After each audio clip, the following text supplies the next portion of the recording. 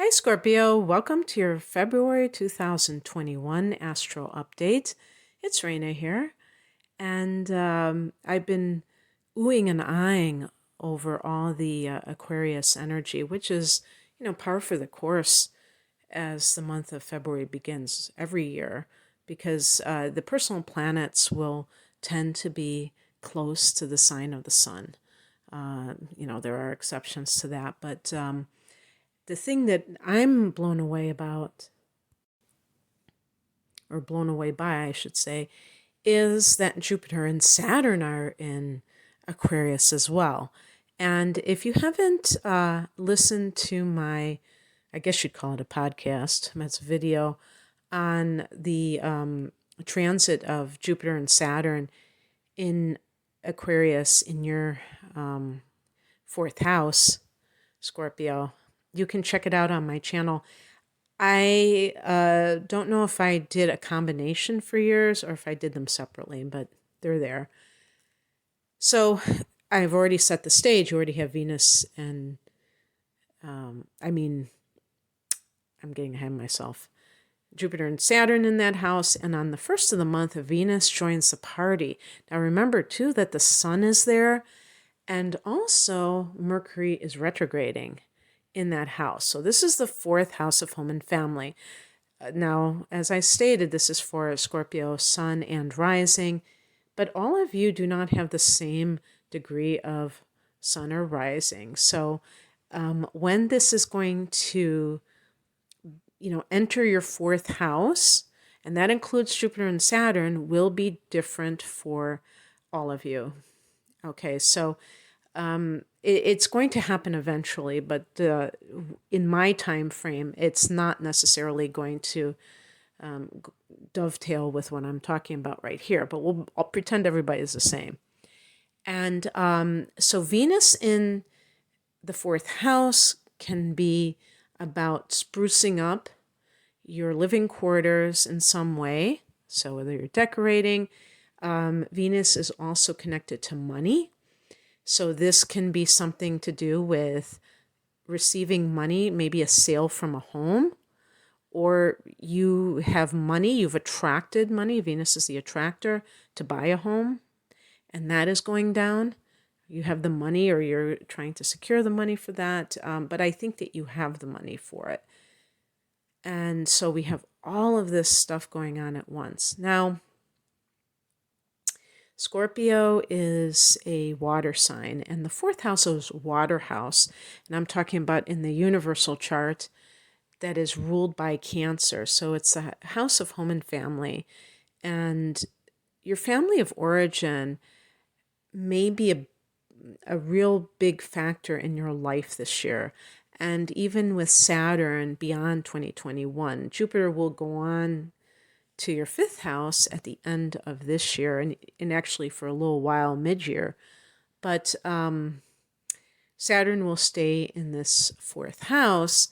And so you may have some real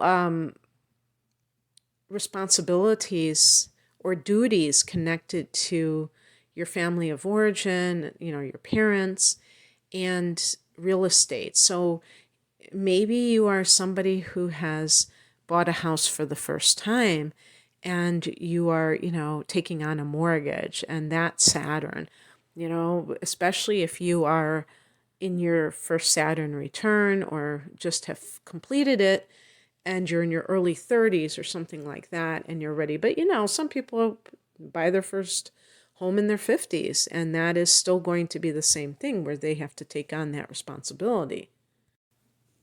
And in that case, Venus entering this sector as well can mean, okay, I bought this fixer-upper, and now I have to fix her up a little bit. So Venus is in that fourth house, and then on the 11th, we have a new moon here at 23 degrees of Aquarius. So some developments with the home, the family, and, this could be the parents, the father or the mother. And Venus in this house can give you harmony with them. And that can be very nice because if you have had any issues, this can smooth things over for sure. And maybe you have a new agreement how you're going to interact with them, or how, things along those lines. But you might be moving house, I suppose. That's a possibility. On the 18th, the sun goes into Pisces. So this is that fifth house, fellow water sign, Scorpio. And so that forms a trine. The sun in the fifth house, the sun rules the fifth house. So that is all about fun. So when the sun goes into Pisces, you just want to let your hair down. You just want to kind of like, I was going to say goof off, but I don't want to, dismiss the importance of this area of life. This is the house of children, and it's also the house of your inner child. So if you're the kind of person who is a serious Scorpio, who takes life very seriously, it's so important to be able to just chill and have fun. And this is, a transit with the sun going into this area that happens every year, obviously. And I wonder if you, look at mid-February or the last part of February every year fondly because, for some reason you just decide to cut loose and you don't even know why. Now I'm telling you why. But on the 20th, Mercury goes direct in Aquarius. So Mercury, that was the thing I should have really emphasized, because Mercury goes retrograde on January 30th. And it goes direct on February 20th. So, the Mercury retrograde cycle is approximately 3 weeks long. And so it's not that long a time at all, but it's long enough to kind of review something before you go forward with it. And in this case, since it's in the fourth house of home and family, this can be some kind of document that is connected to real estate. So if you're trying to sign a mortgage and you make a mistake, something isn't right, that can be a good thing because, you save yourself from potential expenses or, unnecessary expenses or something that can come back to haunt you. So definitely, they say don't sign documents during a Mercury retrograde, but sometimes you got to do what you got to do. And in those cases, just make sure you are very thorough in reading what you're signing. And if there is some kind of a problem, a deal that you had to buy a house falls through, understand that it can rectify itself in a few weeks. Because even after Mercury goes direct on the 20th, it will be in its shadow for a bit. And that can mean that things are still unsettled. On the 25th, Venus goes into Pisces, that fifth house. This is a very romantic time with the Sun and Venus in the fifth, and certainly could point to you meeting somebody. When Mercury goes retrograde, people from your past can pop up, give you a ring. I don't mean a wedding ring, I mean a phone call. When I said phone call, it sounded like I was talking about something that was outmoded, like we don't use the phone anymore. It was really weird when I said phone call. It seemed like a weird thing to say. So this is, one thing I should mention about the fifth house is that it's also the house of creativity. So this is actually really good for artists to gain inspiration because you may be going to galleries, places to soak up influences.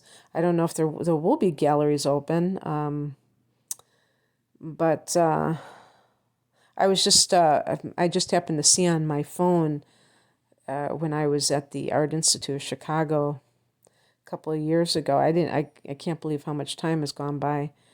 And I saw the Monet exhibit, and that was really great. That was really a great time. I know that's random, but oh well. So Venus goes into that fifth house, and that can be like art appreciation is basically what I was trying to say. So if you're artistic and looking for inspiration, you may be seeking it in the outer world, but this can have a romantic vibe to it. And, you could even combine the two. You fall in love with somebody and you just want to create because you're just in that stage of infatuation and love. On the 27th, the full moon is at 8 degrees of Virgo. This is a friendly angle to you as well. So the two friendliest angles are the trine and the sextile. And the Virgo energy is a sextile. And that is your 11th house of hopes and wishes, although it's at 8 degrees.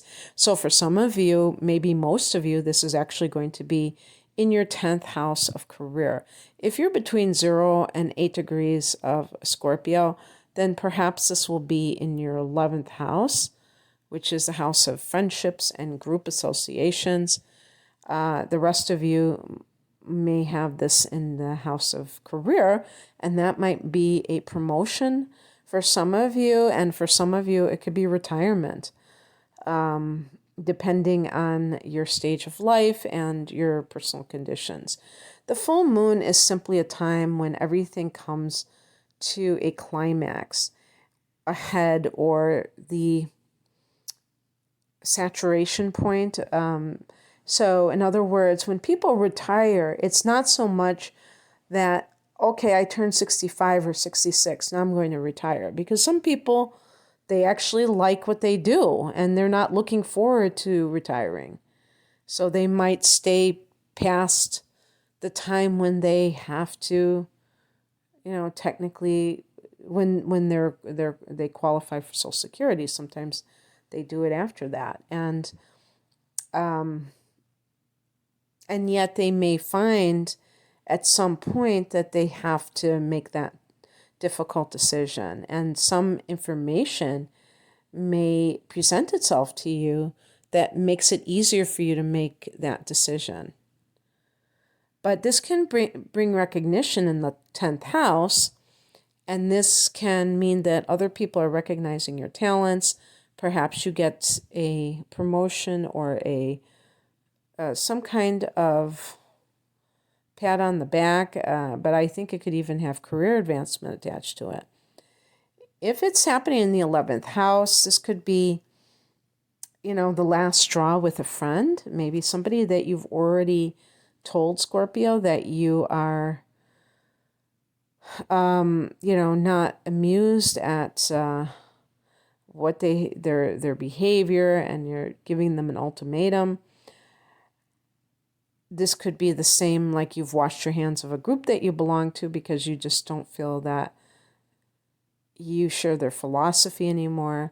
These are all possibilities. I'm not saying this is going to happen for everybody. But the other thing, too, is that this is a house of hopes and wishes. So you could have some dream of yours come to fruition that you have been longing for a long time. So in any case, that's what I have for you, Scorpio. I hope that you enjoyed this. If you'd like a private reading, I have astrology readings, natal chart interpretations, not reports, but I do combination readings or standalone transit readings, tarot readings I do. Click on the link below if you want to get more information or order a reading. Have a great month. Take care. Bye.